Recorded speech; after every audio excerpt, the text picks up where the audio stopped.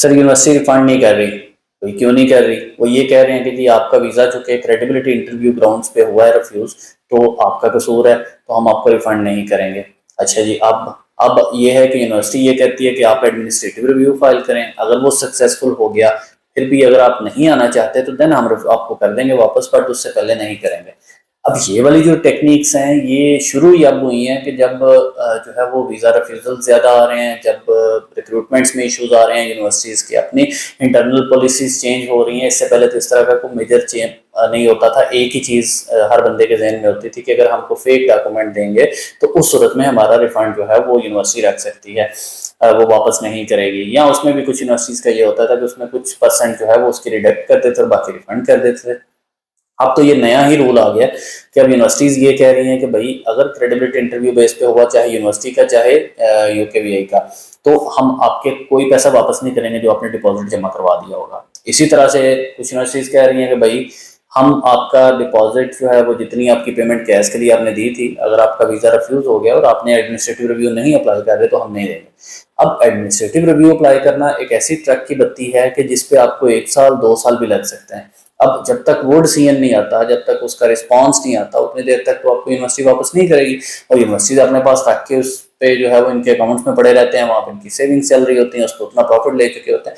तो ये छोटी छोटी चीज़ें होती हैं। जब आप एडमिशन लेने जाते हैं तो आप जब ये पूछते हैं, ये बल्कि कुछ तो पूछते नहीं है, भाई ठीक है जी हमें बता दें कहाँ पे जाना है, हमने कहाँ पे अप्लाई करना है जी, यहाँ करना है।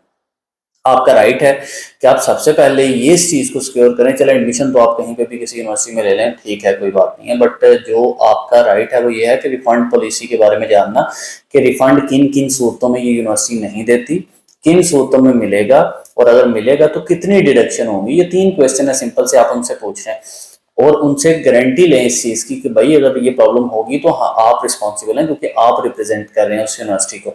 अगर आपको सेटिस्फैक्ट्री आंसर नहीं मिलता तो आप उस एजेंट के पास से काम ना करवाएं, किसी और से करवा लें। भाई आप यूनिवर्सिटी से जो है वो अपना अनकंडीशनल जब ले रहे होते हैं या आ गया होता है, फीस पे करने वाले होते हैं, तो आप उस वक्त एक दफा दोबारा क्लैरिटी ले लें रिफंड पे। इन राइटिंग भी उनसे ले सकते हैं आप कि भाई आपकी रिफंड पॉलिसी क्या है।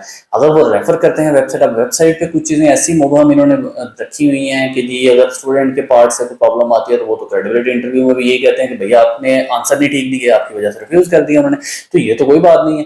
अब इस पे तो आपका रिफंड नहीं होना चाहिए, बट ये इस तरह से भी कर रहे हैं। तो इसलिए आप उनसे पूछें कि भाई किन किन चीज़ों पे आप रिफंड करेंगे और किन पे नहीं करेंगे। यूनिवर्सिटी से भी क्लैरिफिकेशन लें।